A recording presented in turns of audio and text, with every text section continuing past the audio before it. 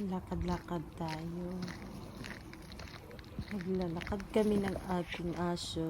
Ayan. Ang ganda ng panahon pero malamig. Alas 12 yan ng tanghali.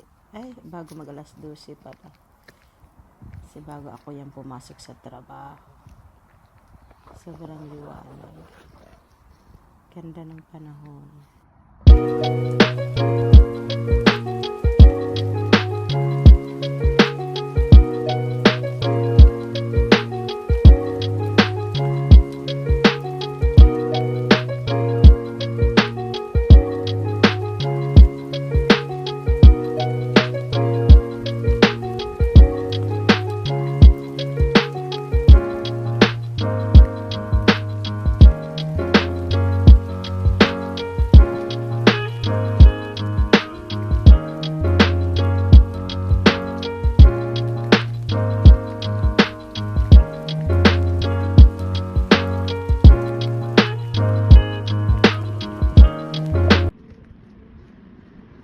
Pauwi na ako galing ng trabaho.